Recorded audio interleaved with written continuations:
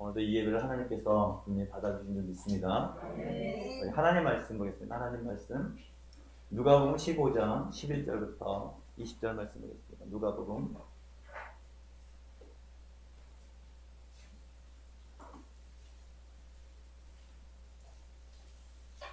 15장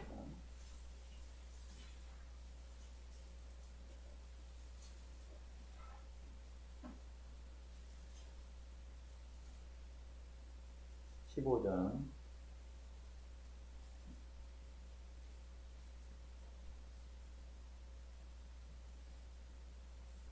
1절부터 20절 말씀.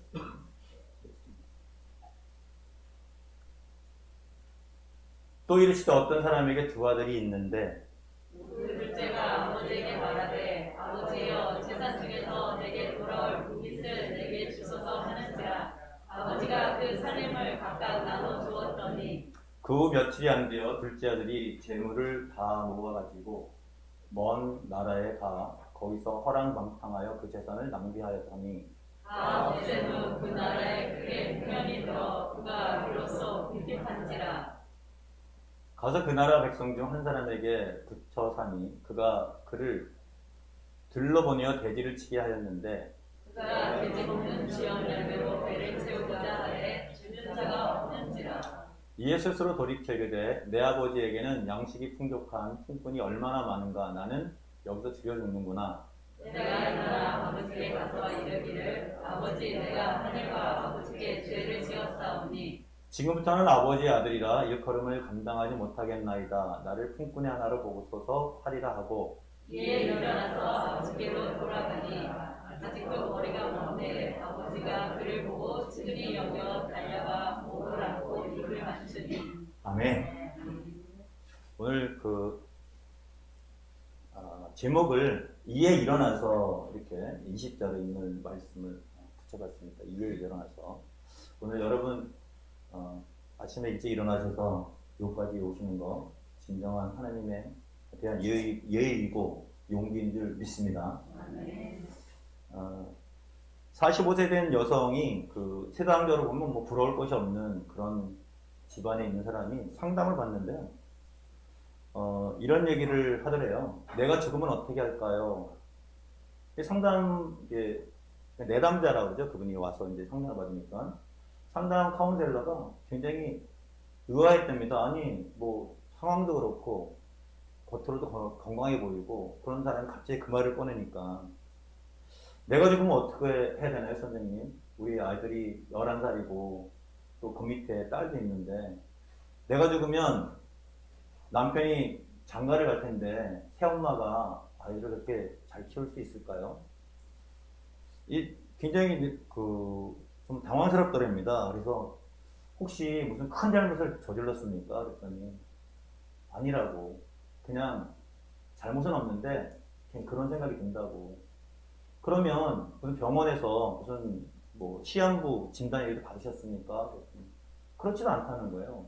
근데 왜 자꾸만 그러십니까? 그랬더니 자기네 집안이 굉장히 단명하는 집안이라는 거죠. 45살이지만 뭐 오빠도 한 50살, 50몇 살에 죽고 누구도 죽고 가장 길게 사신 분이 한 67세인 작은아버지가 지금까지 살고 계신데 자기네 집은 단명하는 집안이라 굉장히 걱정된다는 거예요. 그래서 또 물어봤습니다. 그러면 뭐 자살하실 건가요? 심지어는 그렇게까지 물어봤대요. 그랬는데 아니 자살할 생각도 없다는 거죠.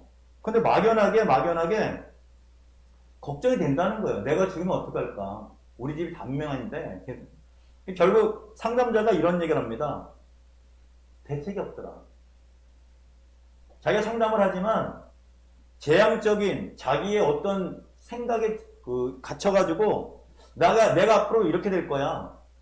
이 생각하는 사람에게는 뭐 약이 없다는 게 답이 없다는 거예요. 세상적으로 보면 아무리 상담을 자기가 한다지만 재앙적 사고는 자신에게 불길한 일이나 재앙들이 미칠 것 같은 두려운 생각이 드는 것을 말합니다. 오죽하면 답이 없다고 하겠습니까? 세상적으로 보면 가장 치료하기 어려운 일이에요. 근데 여러분 기억하시죠? 이런 생각을 하는 것이 꼭 어떤 환자들만 하는 것이냐? 그렇지 않습니다. 폴 트루니에라고 하는 사람들이 그런 이야기를 합니다. 정신병이라는 것은요, 우리 모두에게 다 해당되는 것이다. 단지 그 정도의 차이만 있을 뿐이다. 여러분, 우리도 여기 앉아있으면요, 나한테 불길한 일이 생길 것이다 라는 이런 생각을 한 번쯤은 생각해 본 적이 있었을 거예요. 정도의 차이라는 거죠. 그러나 성경은요, 분명히 해결되는 답이 있습니다. 성경에 뭐가 있다고요? 해결된 답이 있다는 거죠. 성경은, 하나님의 말씀은 못 고치는 병도 없고 해결되지 않는 것도 없다는 거죠. 오늘 그래서 우리 재앙의 올까 두려워하지 말고 하나님을 꼭 의지하시길 주님의 이름으로 축원드립니다. 잠언서 29장 25절에는 여호와를 의지하는 자는 뭐하라고 했습니까? 안전하다고 했습니다. 할렐루야. 세상 사람을 의지하고 세상을 의지하게 되면 올무에 빠지지만 잠언서 29장 25절에 하나님은 분명히 말씀하고 계세요. 하나님을 의지하면 안전하리라. 한번 읽어보겠습니다. 시작. 사람을 두려워하면 올무에 걸리게 되거니와 여호와를 의지하는 자는 안전하리라. 아멘. 우리의 기준은 하나님이 되어야 될 줄 믿습니다. 아멘. C.S. 루이스라고 하는 기독교 작가가 있어요. 유명한 작가입니다. 영국 웨스터민스터 거의 사원에 묻혀있는 그 정도로 유명한 사람이지만 이 사람이 기독교에 대한 많은 책을 통해서 이야기를 했거든요. 그 중에서도 유명한 책이 스크루테이프의 편지라는 것이 있습니다. 여기 스크루테이프가 스크루지 그런 사람 아니고요. 마귀를 얘기하는 마귀 대왕을 얘기하는 겁니다. 그런데 그 안에 보면 워무드라고 하는 조카 마귀가 있어요. 조카 마귀가 어리니까 어떻게 사람들을 무너뜨리게 하는 방법을 모르지 않습니까?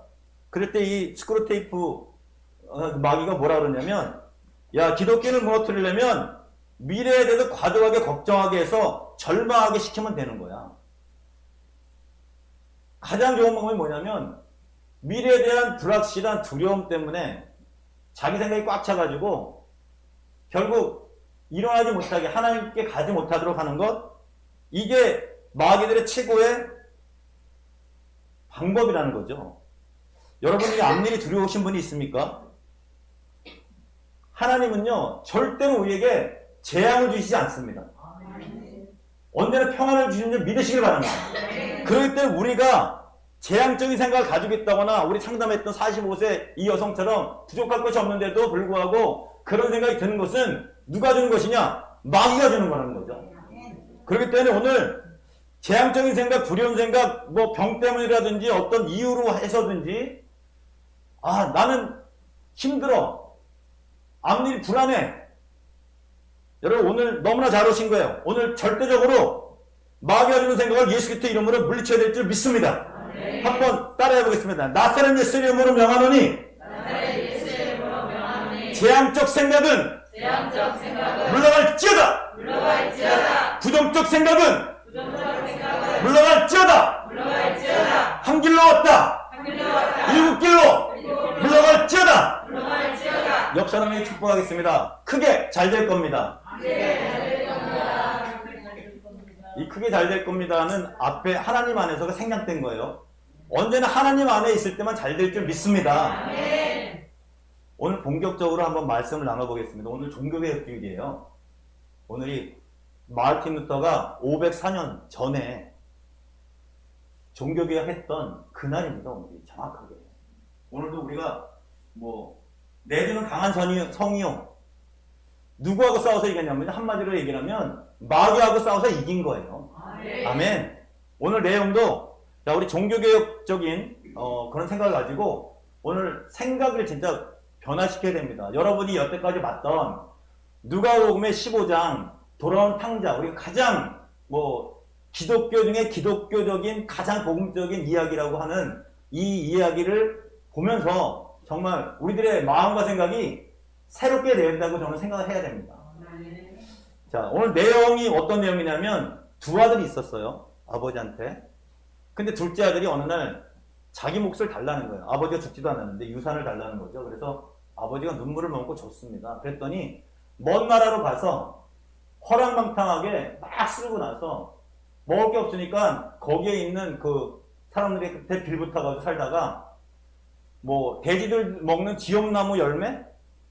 진짜 돼지들만 먹을 수 있는 여물통 그런 것도 잘 못 먹어서 깨달음이 있어서 아버지한테 돌아왔더니 아버지가 살찐 송아지도 잡고 옷도 주고 신발도 신기고 금가락지도 주고 다시 아들의 위치를 회복했다라는 그 얘기입니다. 그리고 그 이후에 우리가 읽은 얘기의 뒤에는 첫째 아들이 들판에서 일하다 왔는데 둘째 아들을 이렇게 환대하는 것을 보고 시기 질투에도 들어가지 않으면서 아버지한테 불평불만하는 거죠. 왜 나는 열심히 일을 했는데도 염소 새끼 한 마리 준 적이 없는데 이 아들한테는 뭐 창기가 놀았는데도 왜 살찐 송아지를 잡아주며 이런 얘기를 막 하는 얘기. 그랬을 때 아버지가 얘는 잃었다 얻은 아들이고 너는 나와 함께 있으니까 내 것이 네 것이고 네 것이 내 것이다.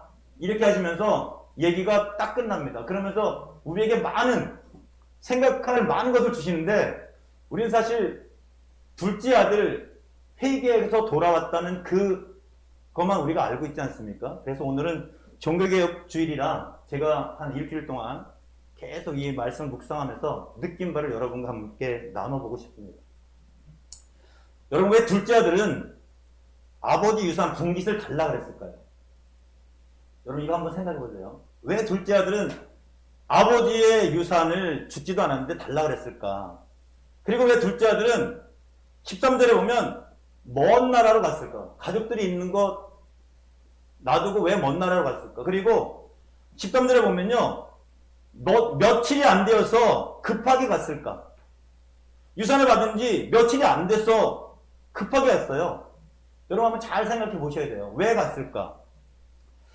궁금한데 성경은 직접 말하지 않습니다. 그러나 지혜 있는 자에게는 주시는 포인트가 있어요. 성경을 읽다 보면요. 여러분, 하나님이 주신 성령의 조명하심을 통해서 우리가 읽다 보면요. 처음 한 번 읽어서 못 알아들으면 몇 번 읽다 보면 하나님 주시는 포인트가 있어요. 저는 그 포인트가 어떤 거냐면 오늘 누가복음 15장 27절이라고 생각을 합니다. 한번 누가복음 15장 27절 한번 보겠습니다. 한번 읽어보게요. 큰 소리로 읽겠습니다. 시작. 대답하되 당신의 동생이 돌아왔음에 당신의 아버지가 건강한 그를 다시 받아들이게 됨으로 인하여 살찐 송아지를 잡았나이다 하니. 아멘. 여기서 가장 포인트로 우리가 받아들여야 할 단어가 뭐냐면요. 건강. 여러분 오늘 우리가 읽었을 때 지역나무 열매도 누가 주는 사람이 없어가지고 쫄쫄 굶고 있던 둘째 아들 있지 않습니까? 그가 왔어요. 왔는데 건강하다는 표현을 썼습니다. 건강할까요?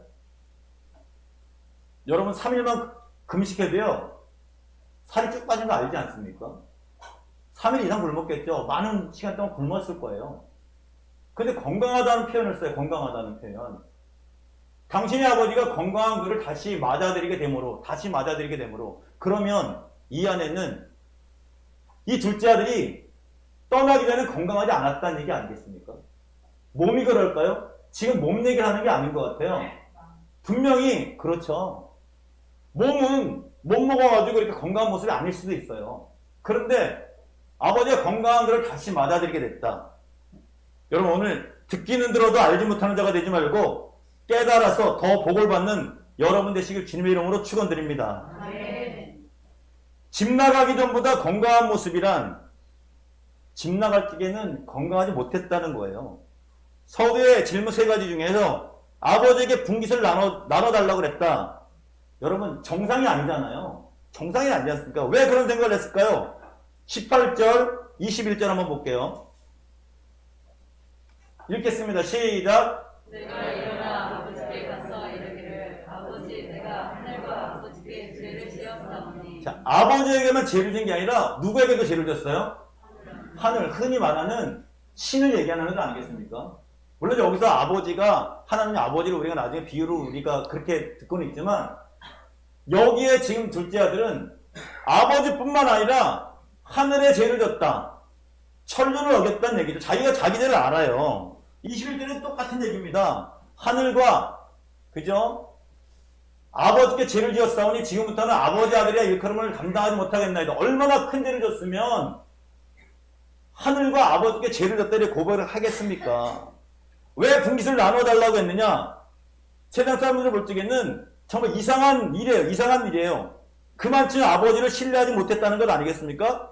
왜 신뢰를 못했을까요? 분깃을 아버지가 죽은 다음에 받을 수 없겠다고 생각하지 않았을까요? 강박관념, 제한적 생각이 있었던 것 아닐까요? 그리고 왜 먼 나라로 갔을까요? 그리고 왜 급하게 갔을까요? 누가복음 15장 17절을 보겠습니다. 읽겠습니다. 시작. 이에 스스로 돌이켜 이르되 내 아버지에게는 양식이 풍족한 폭군이 얼마나 많은가. 나는 여기서 주려 죽는구나. 네. 지금 어떤 사람이 매여 있어도 들에 가서 일을 하는데 지엄나무 열매라도 먹어야만 살겠는데 주는 사람으로서 못 먹어요. 그래서 한다는 얘기가 뭐냐면 나는 여기서 줄여 죽겠구나. 여러분 사람은요 어디 가나 똑같은 생각이에요. 돈만 생각하는 사람은 어디 가나 돈만 생각합니다. 어디 가서 하나님 생각하는 사람은 어디 가서 하나님 일만 생각하세요. 지금 둘째 아들이 집에서 떠나기 전에도 어떤 일을 생각했을까? 죽는 거에 대해서, 먹는 거에 대해서 생각을 많이 했었을 거예요. 그런데 지금 도와주는 사람이 없습니다. 먹고는 싶은데 자, 집에 있을 때는 어떤 생각을 했을까요? 집에서도 아마 똑같은 생각을 했을 거예요. 그런데 여우를 피하려고 밖에 나갔더니 호랑이를 만났습니다. 호랑이를 만났더니 뭐가 생각이 났냐? 아, 여우는 별거 아니었구나. 옛날에 자기가 있던 집에 똑같은 품꾼이 많았는데 그때도 똑같은 생각을 했는데 그때는 깨닫지 못한 게 지금 깨달아지는 거예요. 아버지 집에는 양식이 많은 품꾼이 얼마나 많은가. 분명히 내가 필요한 양식을 줬을 것이다. 왜? 내가 아들이기 때문에. 근데 그때는 그런 생각을 하지 못했다는 거죠. 왜 생각 못했을까요? 실제는 그런 상황이 아닌데 왜 생각을 못했을까요? 지난주에 제가 이런 얘기 했지 않습니까? 과도한 생각, 과잉 생각을 일반화시키는 게 참 나쁜 생각이라고 얘기하지 않았습니까? 이번에도 조금 더 나갑니다. 제한적 생각, 절대로 그런 일이 일어나지 않는데도 불구하고 내 혼자 스스로 갇혀가지고요 두려움이 닥치는 것 아니겠습니까? 그러니까 뭔가 급하게 군깃을 받자마자 먼 나라로 식구들과는 완전히 차단되고 보이지도 않는 며칠 사이에 다 정리하고 간 것 아니겠습니까? 산전수전 공중전 다 겪어보고 진짜 호랑이를 만나보니 내 여우는 내가 능히 처리할 수 있는 재앙이 아닌 디딤돌이라는 것을 깨달았다는 거죠. 오늘도 여러분 이 팬데믹이요 굉장히 어려운 상황 같지만요 하나님이 함께 하시면 안전할 줄 믿습니다. 아멘. 이걸 깨닫게 되면요 팬데믹도 별거 아니라는 거죠. 누가 함께 하시면? 하나님이 함께 하시면요. 우리는 하나님이 함께 하지 않을 때는 굉장히 재앙적이라 생각합니다. 병도 마찬가지고 물질도 마찬가지고 모든 인간관계도 마찬가지예요. 그러나 하나님 안에 있을 때는요 우리가 하는 것이 아니기 때문에 하나님이 하시는 거기 때문에 재앙이 아니라 평강인 줄 믿으시길 바랍니다. 아멘. 분깃 나누고 급하게 먼 나라 간 이유가 또 있을 것 같아요. 누구에 대한 얘기를 해야 되냐면 오늘 형에 대한 얘기를 합니다. 형에 대한 생각입니다. 오늘 종교개혁절이잖아요. 생각을 확 바꿔야 되겠습니다. 우리가 흔히 말하는 여기 누가복음에 있는 형은요 아버지 말 잘 듣고 성실한 그런 형으로 비칠 거예요. 그러나 저는 몇 번 읽어봤더니 형이 성실한 것은 알겠는데 동생에 대한 생각이 그렇게 좋지만은 않았다는 것을 말씀을 통해서 이렇게 깨달았습니다. 우리 누가복음 15장 28절부터 30절 보겠습니다. 누가복음 15장 28절부터 30절 한번 읽어보겠습니다. 시작. 그가 노하여 들어가고자 하지 아니하거늘 아버지가 나와서 원하는데 아버지께 대답하여 이르되 내가 여러 해 아버지를 섬겨 명을 어김이 없거늘 내게는 염소 새끼라도 주어 나와 내 벗으로 즐기게 하신 일이 없더니 아버지의 살림을 창녀들과 함께 삼켜버린 이 아들이 돌아오매 이를 위하여 살찐 송아지를 잡으셨나이다. 아멘. 자, 마음을 열으시고요. 귀를 쫑긋 하시고 눈을 크게 뜨고 한번 보시기 바랍니다. 28절에 보면 형이 동생이 돌아왔는데 노했다고 돼 있지 않습니까? 화를 냈다. 여러분 동생을 찾았으면 화를 내기보다는 일단 반가워해야 되지 않을까요? 누가 사고를 당했습니다. 그러면 야 파손된 기물이 얼마인데 이것보다는 그 사람의 몸이 다치지 않았는지 이게 더 걱정돼야 되지 않을까요? 그리고 아버지 명을 어긴 적이 없다고 하면서 자기한테 염소 새끼라도 준 적이 없다고 얘기를 합니다. 그리고 30절에 보면 창녀들과 삼켜버린 아들에게 살찐 송아지를 잡은 것이 정말 불만인 것이에요. 형에 대한 얘기가. 한번 보겠습니다. 이 형은 인성이 별로 그렇게 뛰어난 사람은 아닌 것 같아요. 일단 동생을 찾아는, 분명히 아버지가 그랬지 않습니까? 잃어버린 동생을 찾았다. 그런데도 기뻐함이 없습니다. 그리고 12절에 보면요, 분명히 분깃을 달라고 했을 때 동생한테만 준 게 아니에요. 보십시오. 각각 나눠줬다고 돼 있죠, 살림을. 그러면 자기도 받아 있는 상태 아닙니까? 특별히 장자는요, 3분의 1, 세족하고 두 사람이면 세족으로 나눠서 3분의 1을 받게 돼 있어요. 유대 법칙은. 그러니까 동생보다도 하나를 더 받은 거예요. 만약에 4명이면, 형제가 4명이면 5개로 나눠서 5분의 1을 받는 게 장자예요. 다른 사람은 5분의 1을 받는 것이고. 이해되십니까? 하나 더해서 그 더한 거를 장자가 더 받게 돼 있습니다. 그러면 실제로 적게 받는 게 아니지 않습니까?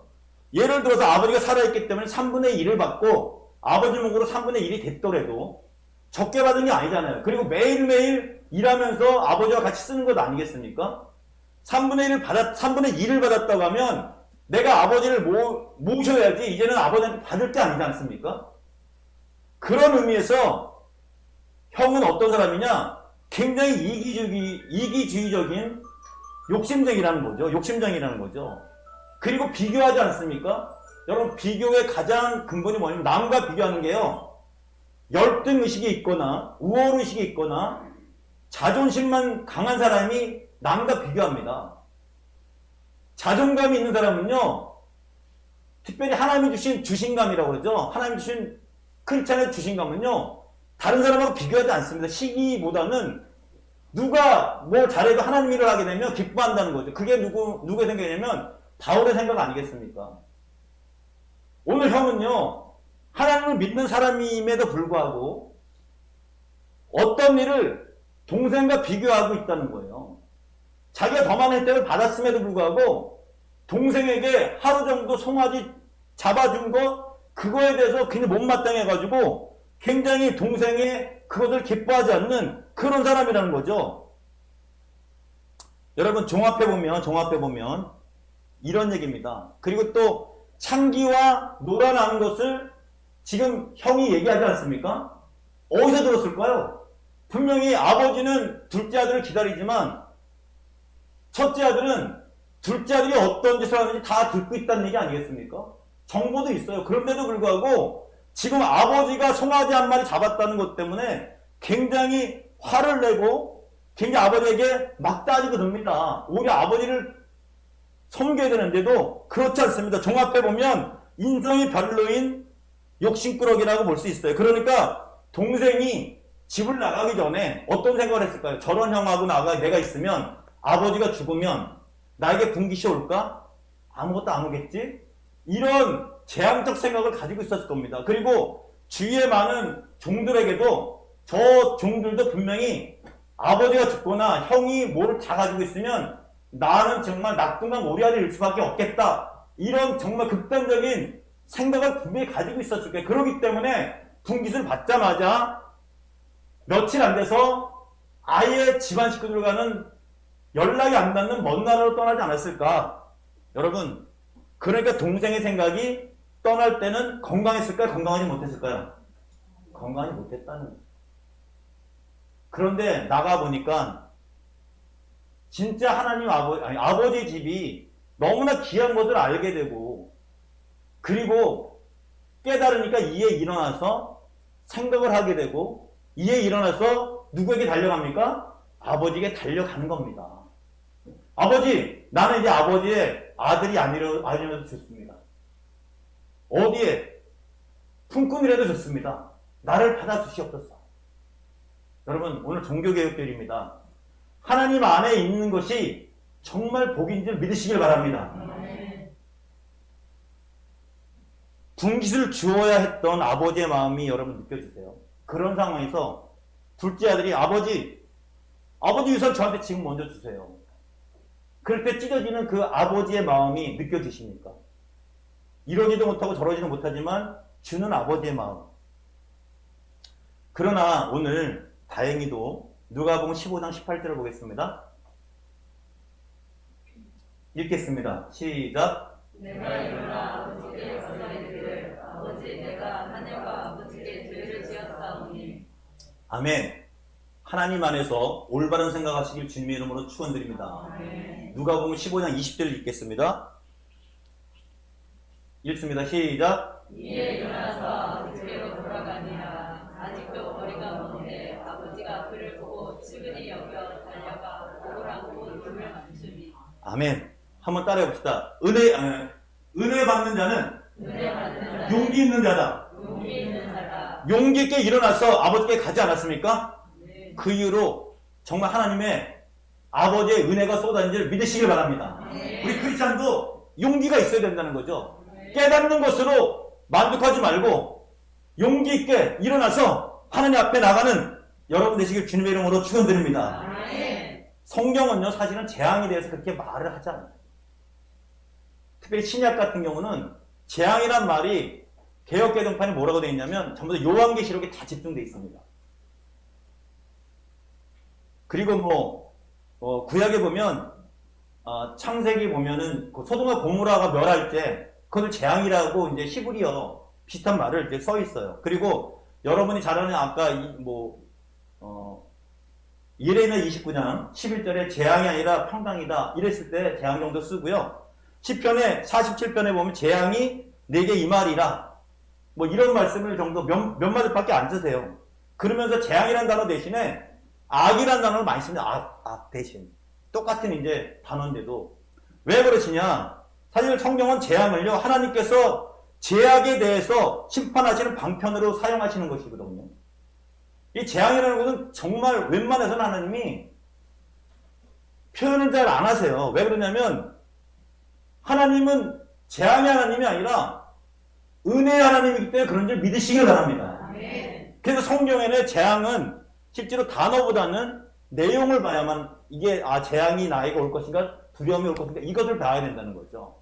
그래서 제가 성경을 쭉 읽다 보니까 여러분과 나눌 그 본문이 굉장히 많지만 찾지는 않을 거예요. 창세기 20장 11절에 보면 아비멜렉이라고 하는 사람한테 아브라함이 만났을 때 자기가 죽을까봐 두려워서 자기 아내를 누구라고 그러면서 넘깁니까? 여동생이라고 하면 넘기잖아요. 그죠? 그때 두려움이 재앙적인 생각이라는 거죠. 근데 거기 본문을 잘 읽어보면 아비멜렉은 그렇게 나쁜 사람이 아니에요. 성경에 저 여자 이쁘다고 내가 가서 죽이고 뺏고 이런 거 별로 없습니다. 없어요 아예. 아비멜렉에 대해서는 특별히. 그리고 열심히 살았던 사람이. 그런데도 불구하고 아브라함이 어떤 생각을 가지고 있습니까? 재앙적인 생각을 가지고 있었죠. 그리고 출애굽기 10장에 보면 바로왕이 있지 않습니까? 바로왕에게 10가지 재앙 중에 메뚜기 재앙을 내려요. 근데 그때 바로왕이 죽을까봐 모세한테 이런 얘기를 합니다. 내가 잘못했다. 그러니까 너희 하나님한테 제발 나 좀 살려달라고 기도 좀 해달라. 그래서 바로왕이 삽니다. 여러분 10가지 재앙 중에 계속적으로 바로가 처음에는 막 버티다가 결국에는 굴복하고 그리고 10번이잖아요. 자, 출애굽기 14장 10절에 보면 홍해 앞에서 비하이로 그 해변가에서 뒤에는 애국 군대가 오고 이스라엘이 앞에는 홍해니까 모세한테 불만을 터뜨리지 않습니까? 그때 두려워서 앞으로 재앙이 올 거야. 쟤들한테 죽거나 아니면 바닷물이가 빠져 죽거나 둘 중에 하나야. 죽을 밖에 없어. 진퇴양난. 그때 모세한테 막 재앙적인 얘기를 막 하지 않습니까? 두려워서. 그리고 오늘 본문 여러분 재앙적인 생각이 아니지만 오늘 본문 누가복음 15장 17절에 내가 굶어 죽겠구나 이 생각을 하지 않습니까? 그런데 사실은 재앙적인 생각은 풀어보니까 집을 나가기 전에도 이미 가지고 있었다고 제가 말씀드렸죠. 자, 그리고 여러분이 잘 아는 사울왕이 어떤 일을 했습니까? 처음에 하나님의 은혜로 왕이 됐지만요. 계속 하나님을 형식적으로 믿지만 자기 욕심을 따라서 계속 하다가 사무엘이 죽고 나서 이제 블레셋 군대가 쳐들어오는데 두려운 거예요. 그래서 누구를 찾아갑니까? 엔돌의 여인을 찾아가죠. 그죠? 그래서 사무엘을 부르지 않습니까? 근데 사무엘이 딱 나와가지고 뭐라 그러냐면 왜 귀찮게 하느냐? 하나님이 이미 너를 버렸어. 그러니까 자꾸 하지 마. 그 버린 이유가 그때 군대랑 싸우기 전에 번제 드렸지 않습니까? 번제. 그래서 하나님이 버렸다는 얘기를 하고 그때 사울왕이 어떡하냐? 사무엘의 말을 듣고 나서 완전히 낙심해가지고 두려움이 확 몰려왔다. 이 얘기를 써 있습니다. 뭐 많은 문제가 있지만 제가 이게 뽑은 거는 이 정도예요. 근데 중요한 것입니다. 두려운 마음이 생기거나 재앙적 생각이 왔을 때, 그런 상황이 왔을 때, 하나님 안에 있는 사람은 삽니다. 할렐루야! 아멘.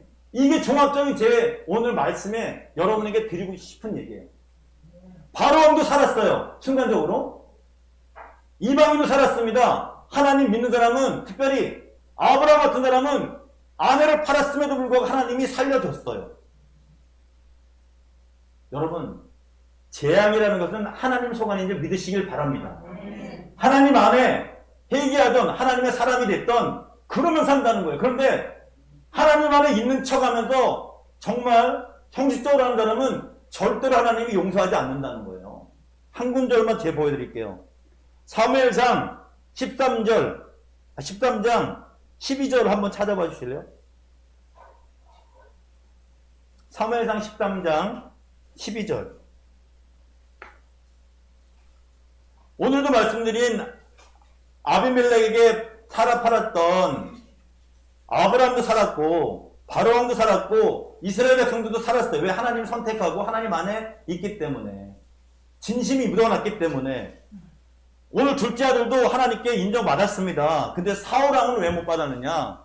한번 읽어보겠습니다. 시작. 이에 내가 이르기를 벳셋 사람들이 나를 치러 길갈로 내려오겠거늘 내가 여호와께 은혜를 구하지 못하였다 하고 그들이 하여 번제를 드렸나이다 하니라. 여러분, 사울왕을 보시면요, 자기를 위해서 비석도 세우고 자기를 위해서 뭔가 다 챙길 거 다 챙겨요. 그런데 누굴 위해서 한다 그러냐면 전부 다 제사 드리기 위해서, 누구 이스라엘 백성을 위해서 뭐 다 얘기를 합니다.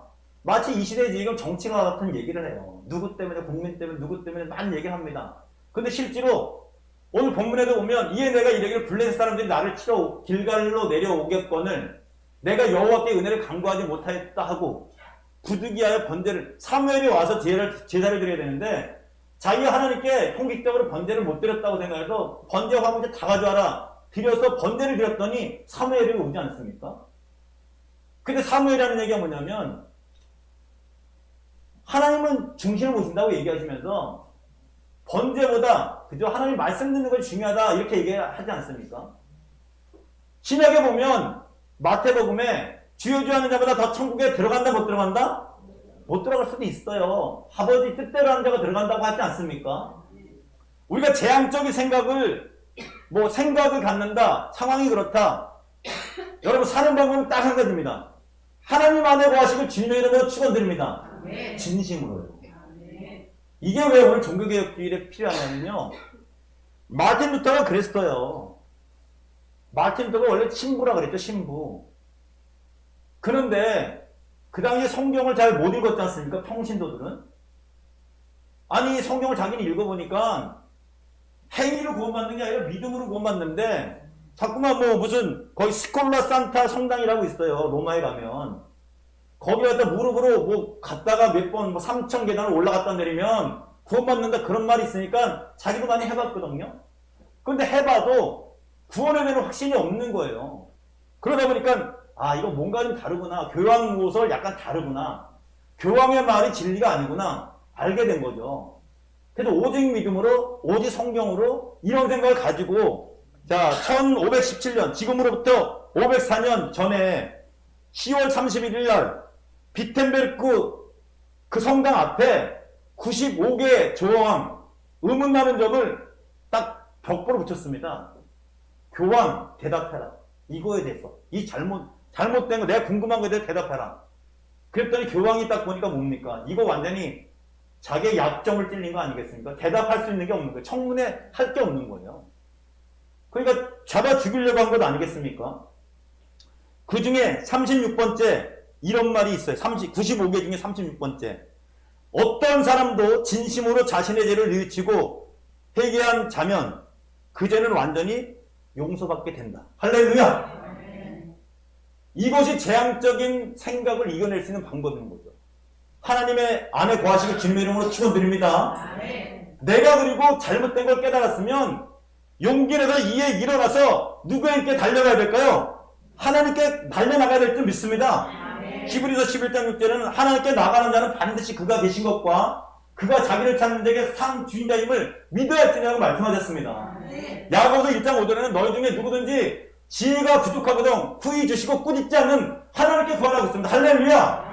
세상에 어떤 것을 구하게 되면 올무에 빠져요. 그러나 하나님 안에 구하고 하나님께 구하면 반드시 하나님이 피할 길도 주시고 안전함을 주시고 평강을 줄 줄 믿습니다. 왜냐하면 하나님은요 은혜 주시는 분이시기 때문에. 따라해보세요. 하나님은 은혜 주시는 분이십니다. 그 재앙적인 생각을 가진 사람들이 이런 생각을 많이 할 거예요. 우리 집에 흐르는 저주 그런 거 성경적이지 않아요. 예수님이 눈먼 소경을 제자들이 물어보지 않습니까? 누구 죄 때문에 그러냐? 조상의 죄 때문도 아니고 이 사람의 죄 때문도 아니다. 누구를 위해서? 하나님 영광을 위해서다.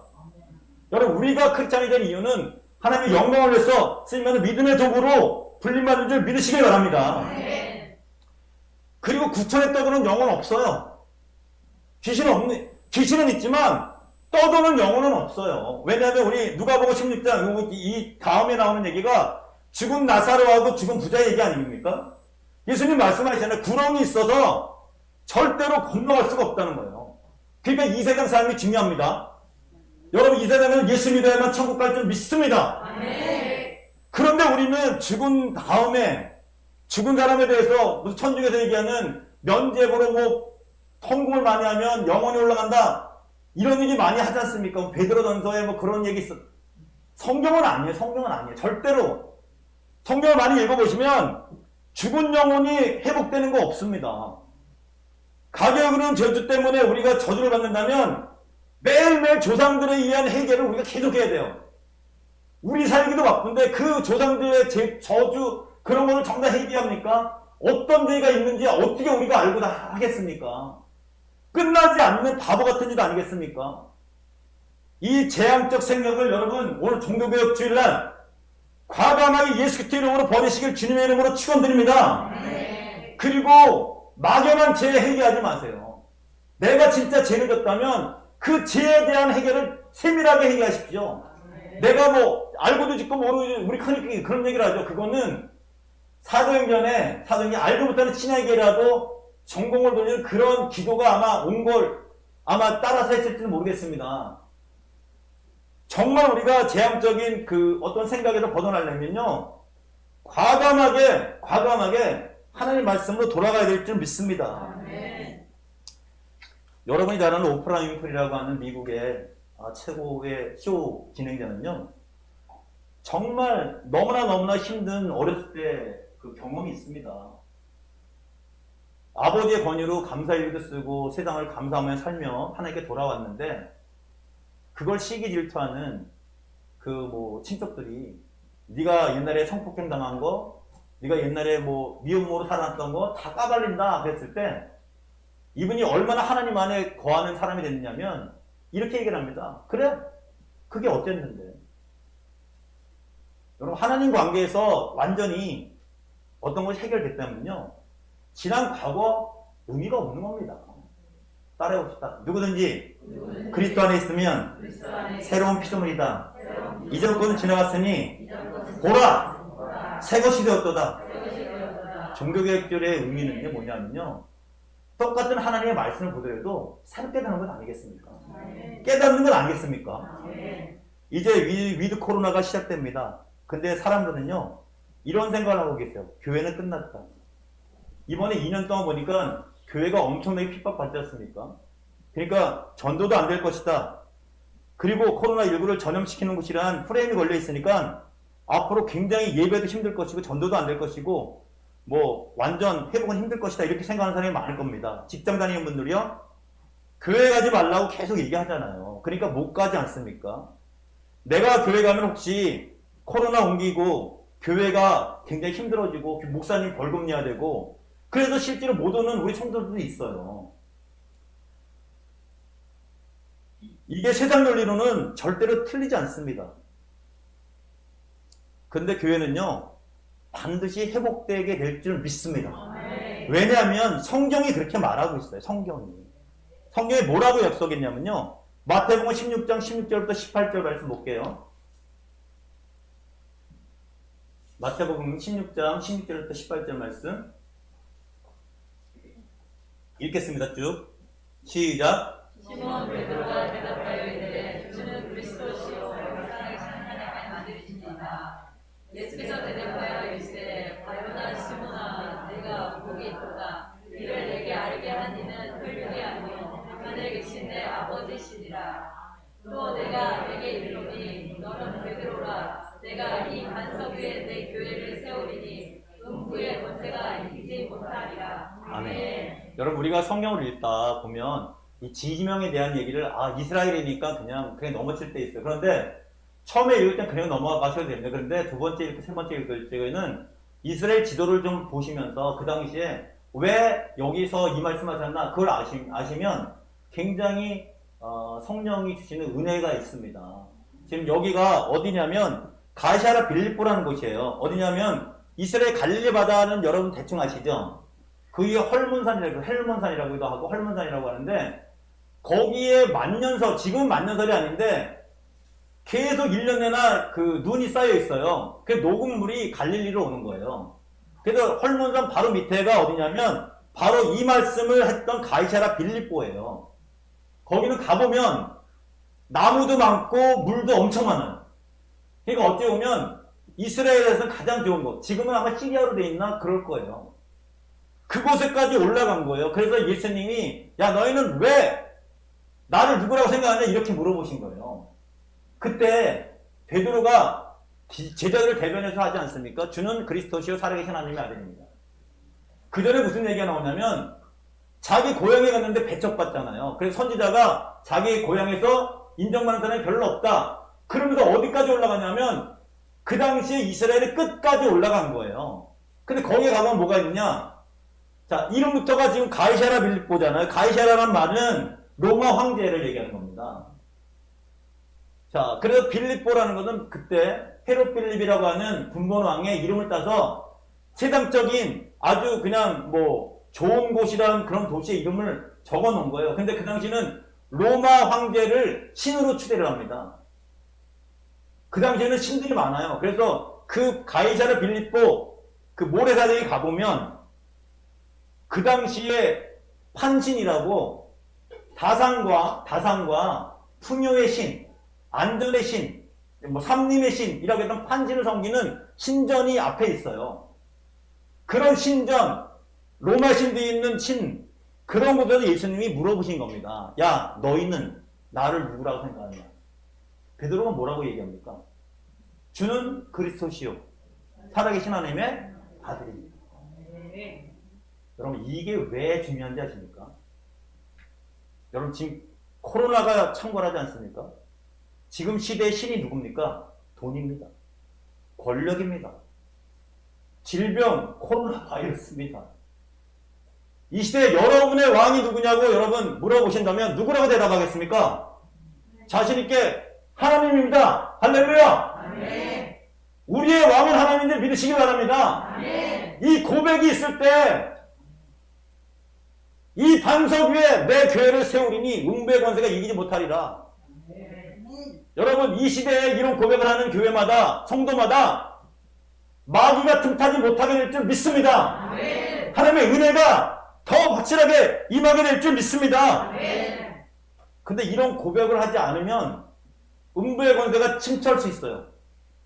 이해되십니까? 아무나 이 교회 언약을 했다고 해서 누구나 여러분 아까 재앙적인 환경이 그렇다고 그러지 않습니까? 사울왕이 아무리 형식적으로 번제를 드린다고 해도 하나님이 기뻐하지 않아요. 그 마음속에 사악함이 있고 하나님을 인정하지 않기 때문에 둘째 아들 말고 첫째 아들이 아무리 그렇다고 해도 말씀을 분석해보면 욕심쟁이 이기적이었다는 얘기죠.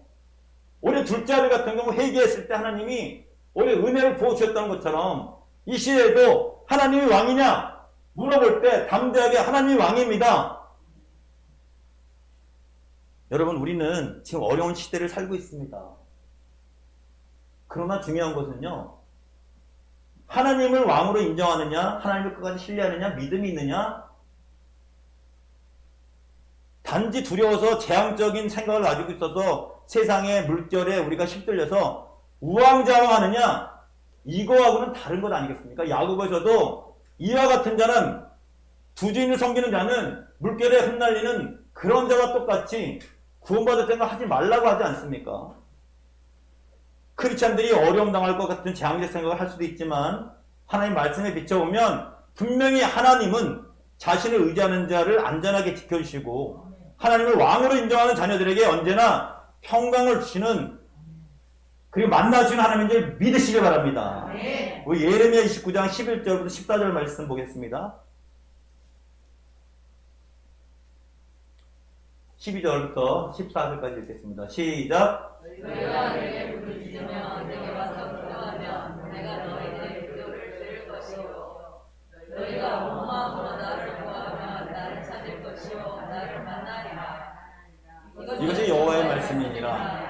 나는 너희들을 만날 것이며 너희를 포로된 중에서 다시 돌아오게 하되 내가 쫓아 보내었던 사람들과 모든 곳에서 모아 사로잡혀 떠났던 곳으로 돌아오게 하리라.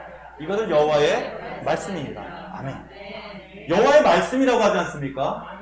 11절에는 평안이요 재앙이 아니라고 얘기하시면서 너는 나를 만나라고 하지 않습니까? 부르짖어라. 기도해라. 그러면 내가 만나 주실 것이다. 그리고 너희를 잡아갔던 그곳으로 돌아오겠다는 것이 하나님의 뜻 아니겠습니까? 기도하지 않고 만나지 않으면, 만나러 오지 않으면 하나님 재앙적인 생각 없애주지 않는다는 얘기예요. 그러나 만나고 부르짖으면 하나님이 만나주시고 회복시켜 주실 줄 믿습니다. 코로나 때문에 우리가 어려웠던 종교, 교회, 여러분 신앙생활 분명히 하나님께 나와서 기도하면 반드시 회복시켜 줄 줄 믿습니다. 오늘 아침에도 미국에 있는 사촌 형이 전화를 하셨더라고요. 여기 주일인데 깜빡한 거예요. 굉장히 큰 교회 장로님이세요. 근데 뭔가 좀 깨달은 게 있는지 이런 얘기 하시더라고요. 자기를 위해서 우리가 중보기도 하지 않습니까? 여기 주보에 있어요. 어깨, 사업. 너무나 고맙다는 걸 모르셨나 봐요. 꽤 오래됐지 않습니까? 우리 교회 성도들은 한번 기도하면 굉장히 강하게 합니다. 많이 낮았다고 고마워하더라고요. 여러분에게 전해달랍니다. 그래서 깨달은 마음이 뭐냐면 큰 교회는 시스템으로 돌아가기 때문에 싸우는 일이 많다. 그런 얘기를 하시더라고요. 맞아요. 제가 십몇 년 전부터 큰 교회보다는 작지만 강한 교회, 복음을 잘 전하는 교회, 이런 걸 저희가 지향하고 있거든요. 그 말이 맞다는 거예요. 공감하더라고요. 맞습니다. 사이즈에 관계없이 말씀으로 돌아가셔서 여러분 자유로운 삶을 사시길 주님의 이름으로 축원드립니다. 하나님 아버지, 오늘도 귀한 말씀 주셔서 감사합니다. 이에 일어나서 용기 있게 하나님께 나간 우리 둘째 아들 분명히 은혜 속에 살게 됐습니다. 더블레칭 교회는 다른 교회보다 말씀에 집중하고 또 더 은혜를 받는 교회입니다. 하나님, 우리가 은혜 더 받으려면 정말 하나님께 나가야 됩니다. 오늘 2부 예배도 오후 2시에 있습니다. 물론 찬양과 기도에 집중하겠지만 하나님께 나가자는 반드시 하나님 큰 상을 내려 주시옵소서. 더블레칭에 큰 은혜가 있게 도와주시고 오늘 11시 예배 참석한 우리 사랑하는 권속들과 또 비대면으로 예배드리는 우리 사랑하는 권속들에게 아버지 깨달음이 있게 도와주셔서 앞으로의 삶 속에 어떤 일이 있든 하나님 안에 거하는 놀라운 일이 일어나게 복의 복을 더하여 주시옵소서. 이 모든 말씀 우리 주 예수 그리스도 이름으로 기도하시네. 아멘. 광고는 오늘 오후 2시에 이제 우리가 오후 예배를 다시 한번 합니다. 그리고 아까 기도자가 기도했던 것처럼 11월 1일부터 21일까지는 저녁 8시에 다니엘 기도, 오른쪽에서 하는 다니엘 기도 같이 하도록 하겠습니다. 그래서 새벽 기도는 21일까지는 좀 쉬는 걸로 하겠습니다. 그리고 주부에 보시면 우리 네 번째 특별히 더블레싱 교회 사역을 위해 각종 은혜를 주셔서 쭉 기도 제목 끝에 새로 추가된 게 우리 남녀석 김민경 자매 그 결혼 11월 13일 제가 이제 주례를 보기로 돼 있어요. 그래서 기도해 주시고요. 온전히 예배를 드리는 걸로 지금 이렇게 이분들이 부탁을 했어요. 예식장에서 하지만. 그래서 정말 많은 복음이 전해지게 해달라고 여러분 기도해 주시고요. 그리고 문영길 이문희 이분이 선교인데 중국 선교사로 나옵니다. 옛날에 우리 캄보디아 한번 같이 가셨어요. 사모님이요. 그리고 안진수 최기호 집사님 이사를 다음 주 월요일날 가거든요. 이번 주 아니고 돌아오는 월요일 아니고요. 다음 주 화성으로 가십니다. 그렇지만 우리가 역발상적인 생각에서 화성에서 전도 많이 해서 데리고 오세요. 아셨죠? 너무 걱정하지 마시고요. 하게 기도합니다. 그리고 우리가 기도할 것은 더블레싱 교회 그 하나님께 예배 못 드리는 자들. 오늘 정말 우주가 왔는데 키가 부쩍 커서 왔네요. 167이 됩니다. 네, 어쨌든 이렇게 성장해서 오니까 너무나 좋고요. 그리고 여러분 우리 전사님 많이 아프지만 하나님의 은혜로 분명히 재발 없이 낫게 될 줄 믿습니다. 중보기도 해야 됩니다. 그리고 오후 2시에는 정말 급하신 분은 오세요. 기도하고 찬양하고 하면 하나님의 역사가 일어나게 될 줄 믿습니다. 다 같이 일어서십시오. 제가 축도로 예배를 마치도록 하겠습니다. 일어서세요. 네. 하나님 아버지, 오늘도 저희들이 귀한 헌물을 드렸습니다. 이 헌물이 쓰여지는 곳곳마다 하나님 나라가 확장되게 은혜 베풀어 주시옵소서. 11조를 드렸습니다. 더 많은 은혜를 주시고 더 많은 물질을 주셔서 복음을 전하는데 크게 사용하게 복을 허락해 주시옵소서. 감사원금과 각종 기타 항목으로 헌물을 드렸습니다. 모든 것이 어쨌든 하나님 나라 확장을 위해 쓰임받는 믿음의 도구들이 다 되게 은혜 베풀어 주시옵소서.